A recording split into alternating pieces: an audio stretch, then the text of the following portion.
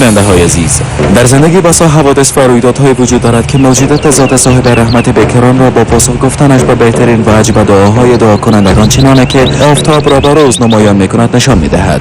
قسمی که نور موجودیت آفتاب را اثبات میکند. و حال حکایت عبرت انگیز سرگذشت مسعود، یکی از دوستان مقیم در انگلستان را تماشا میکنیم که از چاه تاریکی ها به سوی روشنی ها کشیده شده است. با هم تماشا میکنیم.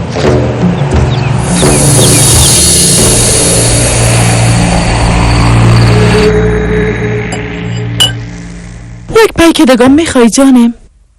بله میخوایم. تو چطور بچم؟ با من یک پیک کفایت میکنه. امشب تا صبح بیدار میباشم. فردا یک امتحان بسیار مهم دارم. خاله درسای چطور پیش میره؟ خوب است سای. کجا شدی زن؟ خاله آرام باش، ما در حال خودم شاید کار داشته باشه. به وقت اونان چی کار داره؟ کم مونده بخیر. اول تو فارغ میشی بعدشون برادرت. این بسیار خوب است. شما هم مسلک های ما بشین.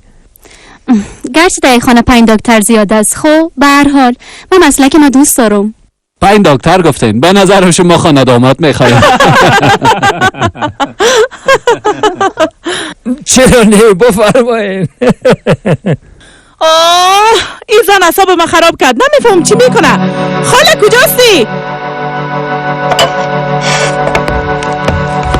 خاله رو میپالی؟ در بالا نماز میخوانه. نماز میخوانه؟ نمیفهمه که دسترخوان هستیم. من حالی برش نشان میتونم در این وقت نماز خواندنشه.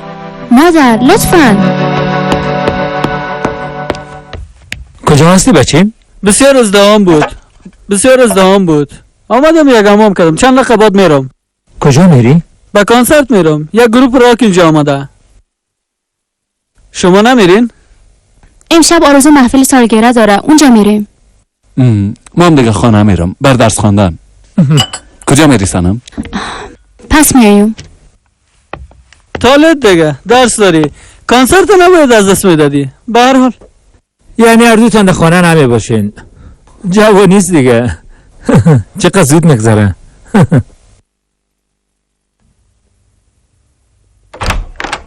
اوف خاله تو مرا دیوانه میکنی. به پایین صدا کنه دان پاره شد. نمیشنوی؟ من به کی میگم؟ سرگو چطور آرام ششته. به وقت نام باید نماز بخوانی. زود بیا پایین و تا خلاص شدن وقت نانم حق نداری جایی گم شوی. بخوای گفتم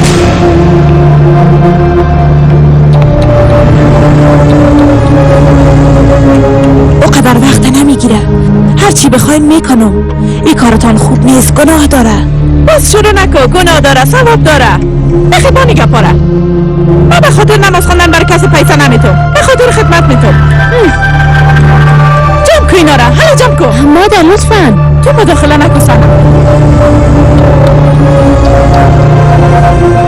خانم به کار خود ناتمام نماندیم. دسترخوان تیار کردیم، نانا را تقسیم کردیم. آمدم نماز شام بخوانم. 5 رکعت است. می آمدم. من چی کنم؟ که کدامش 5 رکعت است؟ حالا پایین برو. یک عالم کار در پایین مانده. خیر است.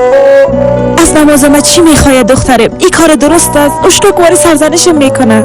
شاید با کدام چیز اعصابش خراب شده باشه. گمش کو. بعد از من باز تکمیلش کو. او را ببخش خاله جان. از وقتی که به این خانه آمدیم همیشه همینطور رفتار میکنه. به هر حال خود جگرخون نساز. درست است؟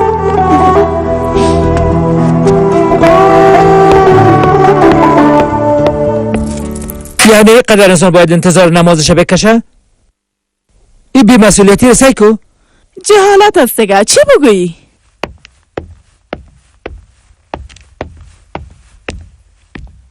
بازم برش روی بته. او یک نفر خدمت است. مادر بس کو. هرچی نباشه کلام از شق نکو. این با کلامی ارتباط نداره، با احترام ارتباط داره. هر کس باید وظیفه خود بفهمه. اما تو کدام دفعه شده که از گپای مادر طرفداری کنی؟ اگه از طفولیت لایت میکلم تو هم مثل اواری میشدی. بس است گپ کشال نکنین.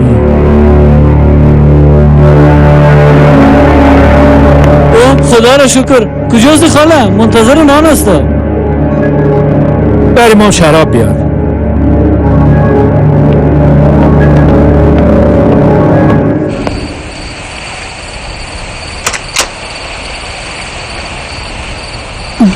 مطمئن نیستی که رفتن نمیتونی؟ فردا یک امتحان بسیار مهم دارم. گفتم نه که رفتن نمیتونم.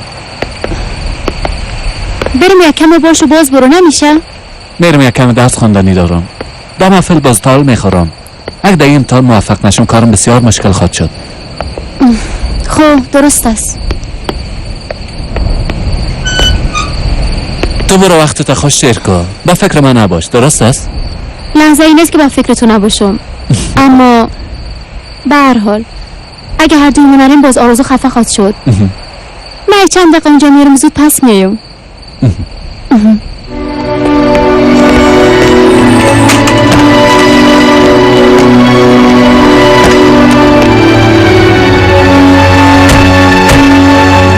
فردا باز میبینیم بچه ها. بسیار خوب. با امید دیدار. خداحافظ. خسرم چرا نامد؟ فردا یک امتحان مهم داره. درس میخوانم. از اون خودت خوش به نظر نمیرسی؟ نه. شو آزرده به نظر میرسی. چی شده؟ از خاطر خدمتکارم جگرخون شدم. خیریت باشه. نه. شاید مادرم سرش قال کرد. بسیار آزردش ساخت. خودم میفهمم او چی گناه کرده باشه. آیدان خود هیچ کاری را به سبب نمیکنه. چی کرده بود؟ نماز میخوانده. جانم بانش دیگه، تو هم بخی گپ کلان کردی، خودت جگرخون نساز. چطور آرام باشم کوروش؟ همیشه این کارا میکنه. از نماز خواندناش، از چوف پوف کردناش دیگه خسته شدیم. قصدن خو نمیکنه جانم. قصدن میکنه. به نظر شراب نوشیدن گناه است. بخصوص دختر همراه رفیق خود. خدای من، میفهمی چی میکنه؟ ببینی نماز خواندن جای نماز انداخته تا ثواب و گناه رو به ما نشان بده. با او چی مربوط؟ دل ما هرچی که مینوشیم. کی بگویه؟ جاهل است دیگه. انسان جاهل گپ میفهمه.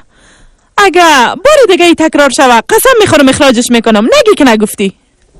اخراجش کو. اگه میخوای امیال اخراجش کو. هیچ فهمانده نتونستمش. از وقتی که اولادو به دنیا آمده در خانه ماست. مگم از روزی که آمده یک ذرم تغییر نکرده. با فکرش کل کار و ثواب است ولی از ما گناه. ما بسیار مبارزه کردم. دست پود پود یاد دادن و دعا با بچه ها گیرش کردم. اما بازم چیزی برش نگفتم. باز اگه یک روز دختر و بچه ما مثل او رفتار کردن نگی که نگفتی. خداحافظ. خداحافظ. همراه ارکان میریم. محفل بسیار خوبه است. بسیار خوش گذشت. خوب ممکن امشب. دوستا ما دیگه میرم. شما خود خفه ما نمیشید؟ ناراحت نیستیم، اما به خاطر یک خدمتکار محفل ما خراب نکن دیگه. خاله آزرده شده. به تو چی غرض؟ راست میگه. یک کدام گپ دیگه شده به ما نمیگی و یه فکر رفتنو داری. مادرش به خدمتکارش کار شده. عجیب است به خدا. من به چیزا آزرده میشم. به انسانای مظلوم دلم میسوزه. از حق خود دفاع کردن نمیتونن، جواب دادن نمیتونن. جای نماز بیچاره رو سو قلج کرد. خوبش. یعنی که امروی خدمتکارا باید با احترام صحبت کنیم ها؟ رحم بیاد ضرر داره میگن. اقدر فکرشو نکو، یک نوکر است دیگه. اوف. به جشن سالگرد موضوع گپ ما رسای کو. نماز خدمتکار سنمشان. از حد گذشتی به خدا. به هر حال من میرم. خوب باز میری. کم دیگه هم باش. یکی بریم اون طرف.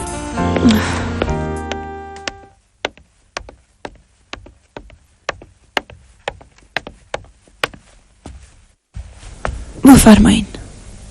تشکر. بفرمایین. من رفتم میتونم خانم دیگه کدام خدمتی نیست؟ نمازی فرار کرد. بده گیرش کو. برو درست است. خانم اینطور نگویید. من از جوانی به این طرف نماز میخوانم. سالهاست در این خانه هستم. خو زیاد گپ نزن. بیا زو حسابم خراب است. دلتو نشکنانم. سالش که مزمی خاطر به خشمشم به هر شکلی که بگویم تو از این عادت منصرف شدنی نیستی. یک اناد نیست، مسئله عقیده است. با چیزی که ایمان داشته باشه معمولی انجام میتم. نماز نخواندن برای ما دشوار تمام میشه. گناه داره. هنوزم این چیزا رو میگه. ایگه پر از خاطر میگه که منو دیوانه بسازی. گناه و ثواب حالا سیاد بگیرم. اگه مسئله ثواب باشه از تو کدوم بیشتر ثواب میکنم. هزاران انسان رو تداوی میکنم اما تو نیست. خوبی است. وقتی که نیت هم خوب باشه بیز و ثواب میشه. چوب شو بس از دیگه جواب نده. گم شست پیش چشمم. اصاب من خراب نکو. اینقدر سالا در این خانه خدمت کردیم، با صداقت براتان کار کردیم، این کارا نکنین. ما سر همدیگه خود حق داریم. حالی زوف خود کردم چقدر گپ میزنه. از اگر پایینش مانندت لذت میبری دلت یخ میکنه که مرا قار میسازی. خاله مریم راست میگه دیگه، ده به راست نکن. جناب چیزی که در دلم هست امورم میگم، مقصدم آزار دادن نیست. خفه شو دیگه، برو گم شو از این خانه. دیگه تحمل گپا رو ندارم، نمیخوایم ببینمت. بعد از قدر سالا با یال خود ما کجا برم خانم؟ در طول این سالا چقدر براتون خدمت کردیم. ولی در این پیر کجا را دارم که برو؟ نمیفهمم. هر جایی که میری برو. گم شو دیگه. یک هفته برات مولت میتو، خوب فکر کن. یا به قریب میری یا کدام جای دیگه بر خود کار پیدا میکنی. من غرض نیست. حالا فهمیدم که اصلا درد شما دیگه چیز است. گپ زدن کدام فایده ای نداره. یک دروازه اگه بسته میشه دروازه دیگه باز میشه. خیر باشه.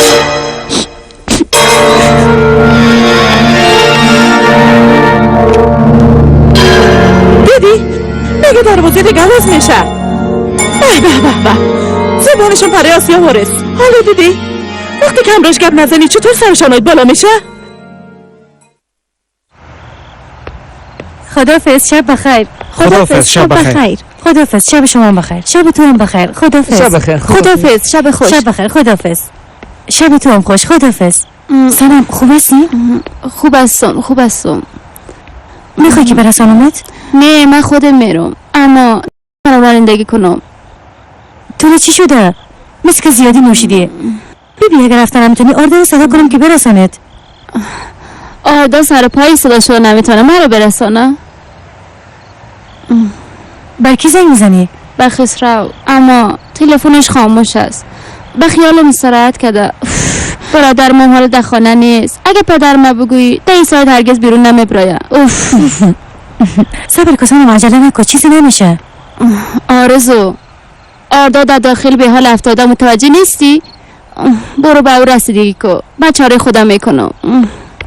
سنم در این وقتی شو همراه یک تاکسی در اون طرف شد چطور میری؟ صبر کن سنم، خیلی در موتر سوار شو و آهسته و با احتیاط رانندگی کن. نه سرجلم ششتا نمیتونم، شیطان وسوسه میکنه. کدام چیزی خواست شد باز. به خاطر خودم خود نمیگم، نمیخوایم با دیگه ضرر برسانم. تو داخل برو، من یک راه پیدا میکنم.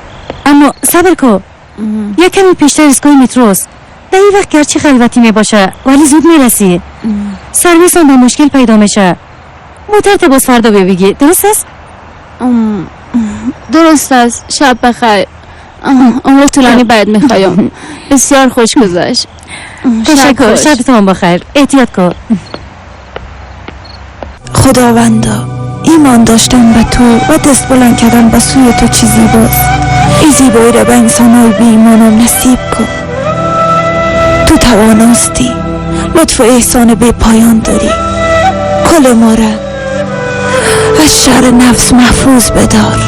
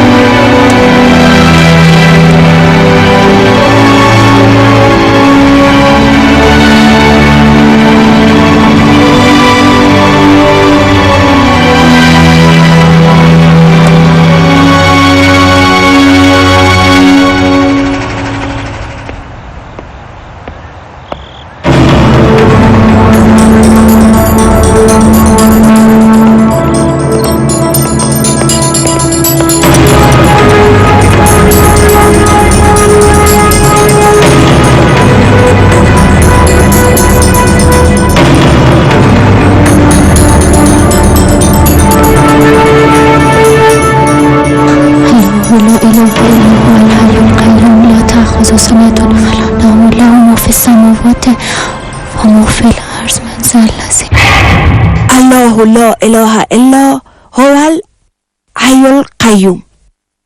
خب حالا تو بخوان.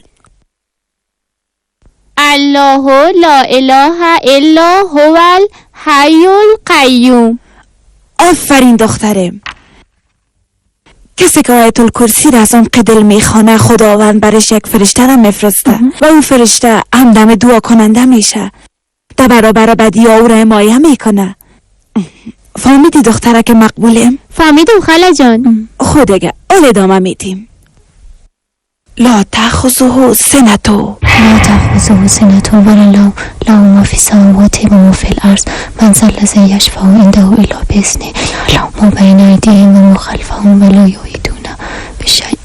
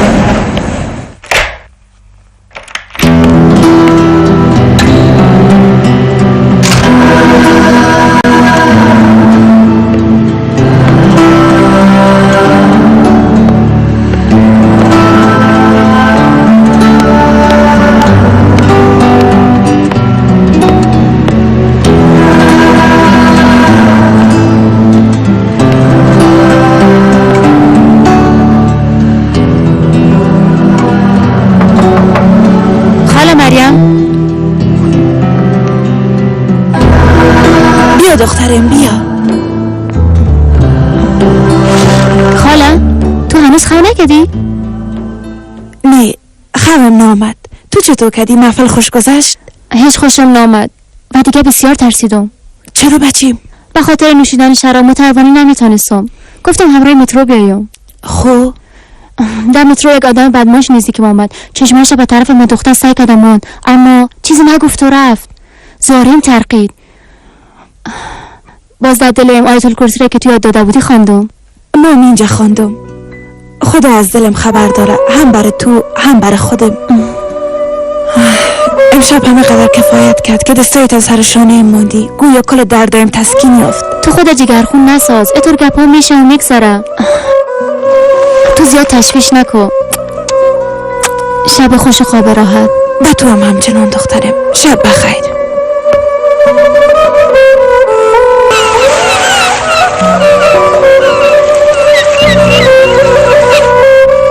صبح بخیر. صبح بخیر. صبح بخیر. تو شب چطور خانه آمدی؟ موترت در بیرون نیست. حالم خوب نبود که موتربانی کنم. موتر همونجا ماندمش همراه مترو آمدم. تشکر میکنم خاله جان. همراه مترو آمدی؟ چند بجه بود؟ نمیفهمم. بخیالم 12:30 بود. از اسکای پیشخانه آرزوشان آمدی؟ بله. چی شده؟ بیبی که چی شده؟ بخوان. از ایستگاهی که تو بالا شدی 10 دقیقه بعد از بالا شدنت به مترو یعنی ساعت 12:40 بالای یک زن تجاوز کردن و کشتنش.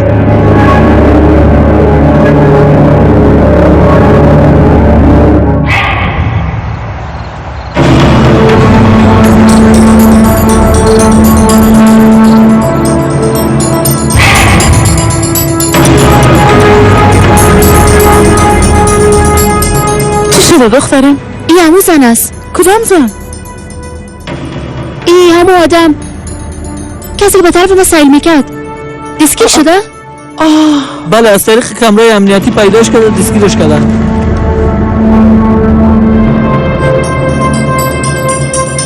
دختره چی شده؟ بگونه چی شده دخترم؟ تو یادم رو میشناسی؟ بله مادر. ایستگاه خلوت بود. تنها 3 نفر بودیم. خدای من او آدم به من نزدیک شد و سونیم بسیار سعی کرد. زیاد ترسیدم. دعایی را که مریم خاله در طفولیت برام یاد داده بود همراه آیت الکرسی یک جا به خواندن شروع کردم. او لحظه هیچ چیزی نبود که برش پناه می‌بردم. بعد از او آدم برگشت و به هیچ گپی رفت. من به مترو بالا شدم. تو رو خداوند نگاه کرده دخترم. بله مادر، از این مطمئن هستم. در اون لحظه صرف به او پناه بردم، از او التجا کردم، از او یاری خواستم. به هر حال از اینکه بسیار سراسیمه شده بودی گپاره میزنی. اگر نه به خاطر دعا خواندن تو چرا او آدم از پیشت بره؟ اصل مسئله همین است. چی شده؟ وقتی که آیت الکرسی را میخواندم گویا صدای مریم خاله به گوشیم رسید. بجز خداوندش قدرتی نیست که بنش پناه برده شود. از هیچ کسی قدرت نگرفته، اما قدرتمندا قدرت خود از او میگیرن. در حضور پروردگار هیچ کسی بدون اراده او جرأت شفاعت نداره. خاله میگفت. درست گفتم خاله؟ مرا او التجاها نجات داد. از این مطمئن هستم. اگه نه در جای او زن حال ما قرار داشتم. بس از دخترم. این حادثه سر تاثیر باد کرده یک دوای تسکین اعصاب برات میتون جور میشی. به اون لحظه فکر نکن. اما چیزی که تعجب آور است باید آمدن دعاهایی بود که مریم خاله برام یاد داده بود.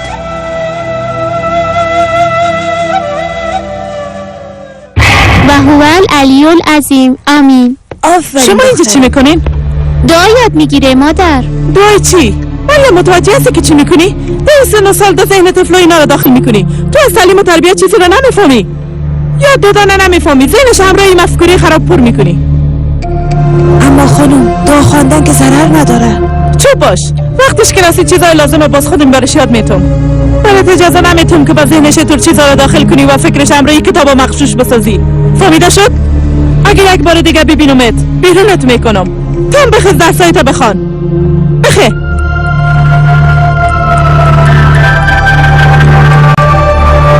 باور کنین نه چیز بدی کرده و نه هم چیزای بدی برش یاد میتونم. فهمیدی که یای تو پیش خود نگاه کن. دیگه نبینمت که در ذهن بچهای طور چیزا رو جای داده باشی. اینا رو که تو خوندی چی به دست آوردی؟ واقعیت های زندگی فرق داره. همراه دعا خواندن و استاد شدن و سجده کردن شکم سیر نمیشه. حیات تنها منحصر به دنیا نیست. بهتر است که برای آخرت هم آمادگی بگیری. به نظر من انسان باید در هر دو جهان خوشبخت و سعادتمند باشه. بسیار خوب. تو به انتظار دنیای دیگه باش، اما خواهش میکنم که ذهن اولادای من از این چیزا پر نکن. اونا ضرورت ندارن.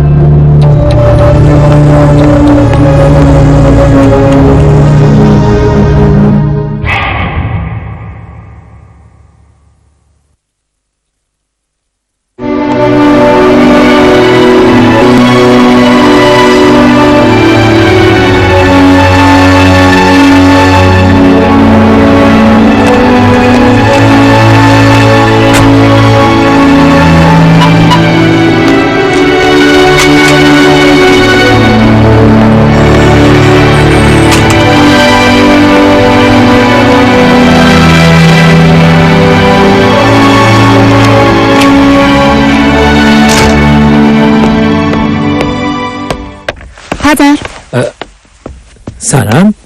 تو اینجا چی میکنی؟ انتظار شما را داشتم. چرا؟ چی شده؟ دیگرها کجاستن؟ اونو خو کردن. منتظر من چی راستی؟ کدام چیزی میخوایی بگی؟ اگه از شما یه چیزی رو تقاضا کنم میتونی از او خواهش کنی؟ بله طبعا. در مورد چی؟ از مسئول زندان بخوایی که زمینه مکالمه مرا همراه شخصی که قاتل مترو بود فراهم کنه. امکان داره؟ امرای قاتل؟ دخترم تو چی میگی؟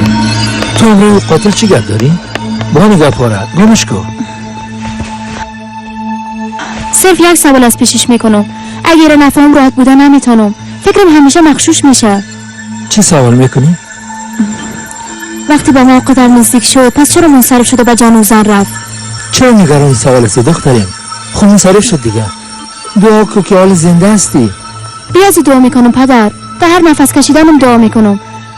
اما کنجکاوی خدا برطرف ساختن نمیتونم. لطفاً پدر صرف بر چند دقیقه. اگه از پوش میلان باشه فرق نمیکنه. جوابی سال زنی ما مخشوع ساخته. او را چه چیزی وادار به انصراف ساخت؟ ببین کوشش کن که او شب فراموش کنی.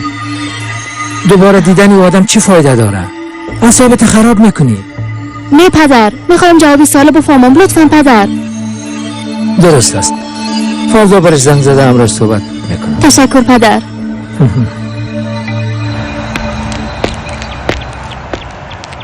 تشکر جناب قاضی صاحب. احترامات تقدیم میکنم. یک دفعه با هم میدیدیم. تشریف بیارین قهوه بنوشیم. سلامت باشین. ما باز میایم. از لطفتون بسیار زیاد تشکر. خداحافظ.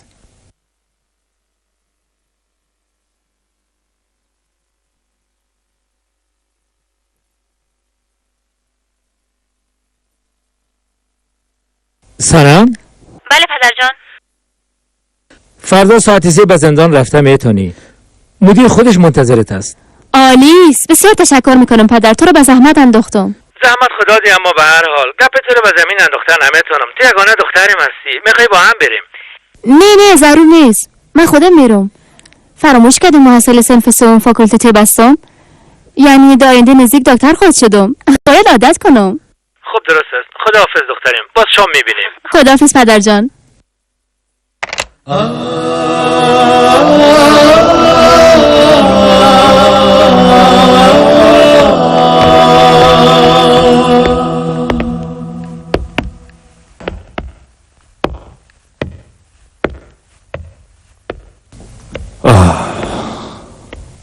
مرا شناختی؟ آمدم که از تو یک سوال کنم. جوابی سوال صرف در پیش تو است.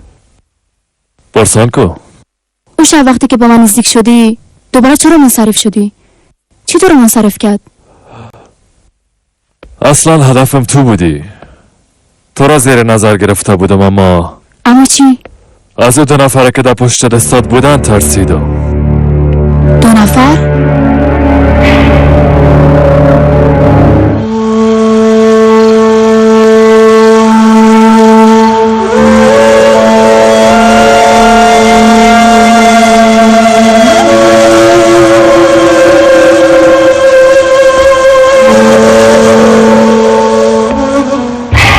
از اینا که پایین می شدی تنها بودی. اما وقتی که از پشت آمده سعی کردم در طرف راست 2 نفر استاد بود. با اونا کدام چیزی می گفتی؟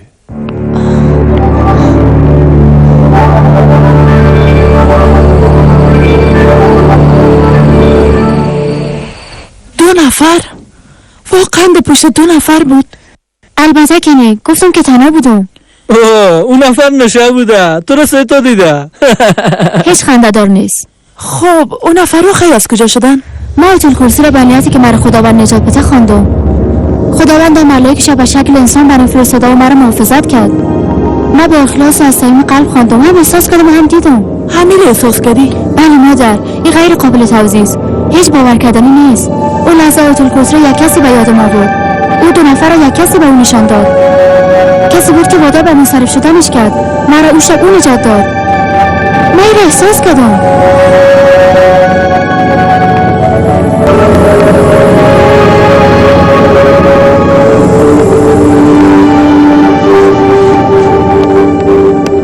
مریم خاله، خیریت باشه. کجا میری؟ آب و دانیب تا همینجا بود. من دیگه باید برم. تو چی میگی خاله؟ خاله جان چی شده؟ این رفتن دیگه از کجا شد؟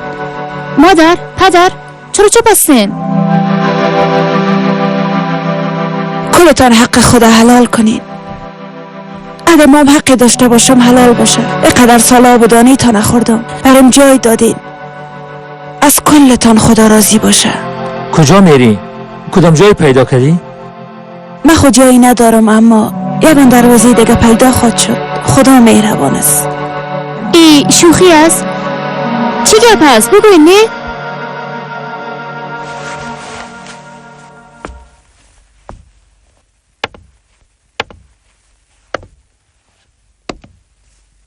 معذرت میخوایم. مرا میبخشی؟ این دیگه چه قسم گپ است خانم؟ بخشیدن در حد من نیست، اون لطف شماست. نه اصلانی تو هستی که لطف نشان میدی. از این که به خدا سجده میکنی، قلب دلت مملو از محبت است.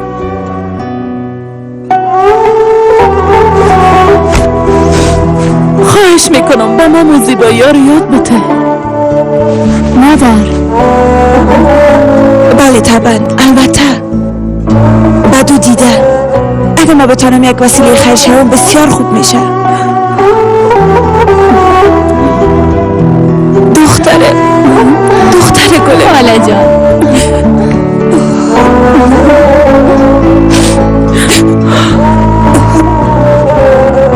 6 سال بعد از اون شبی که از زندان به خانه برگشتم توبه کردم، یک بنده مومن شدم و با زندگی عادی. پدر و مادر ما شراب برای همیشه ترک کردن و به نماز خواندن شروع کردن. دیگه به خانه ما شراب داخل نمیشه. برادر ما جراح مغز شد و با یکی از همسنفی خود عروسی کرد. خانه‌شان هم یک بچگک شد. ما تحصیل خود خلاص کردم و یک دکتر جراح شدم. 2 ماه قبل همراه دوستم خسرو عروسی کردم و همراه فامیلش بسیار خوش هستم. به خاطر او حادثه که در مترو اتفاق افتاد، نه تنها ما و خانواده بلکه چقدر انسان‌های دیگه به وسیله او با آسایش و آرامش در زندگیشان دست یافتند. بعضی شبا به سرم اشک می‌ریزم و گریه ما از خاطر اضطراب یا درد و حسرت نیست، بلکه از خاطر آسایش است که در زندگیم دارم، از خاطر نایل شدن به احسان خداوند.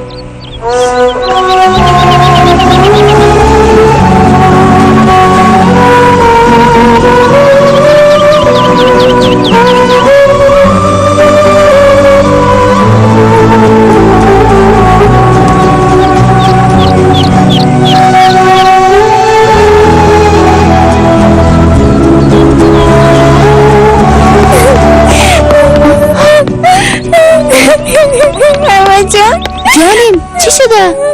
بسیار ترسیدم ماما. جانمش خواب دیدی؟ بله.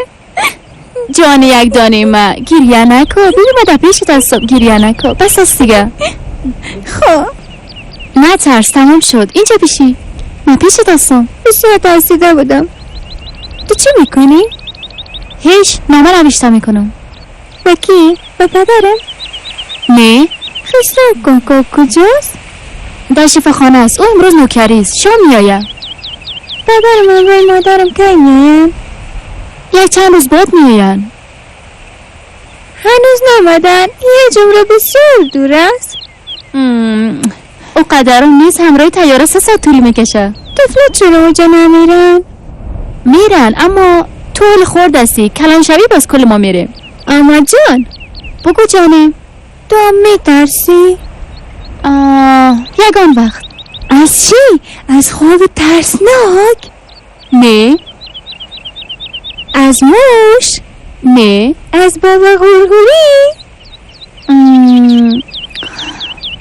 از خدا چطور؟ انسان که از خدای خود بترسه او ترس دیگه چیز است. او یک ترس خوب است. ترس خوب دیگه چیز؟ ترس خوبی است که انسان باید از ارتکاب اعمال بد از این خاطر بترسه که مبادا کسی رو که دوست داره دست بزن. فهمیدی را؟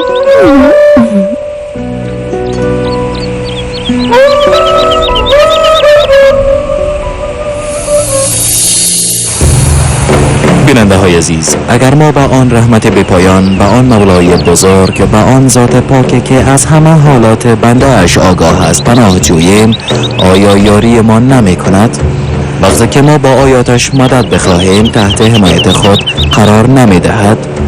بجز از خداونده که با قدرت به پایانش دعای کسانی را که از صمیم قلب صورت می گیرد اجابت می کند، دیگر کی می تواند باشد؟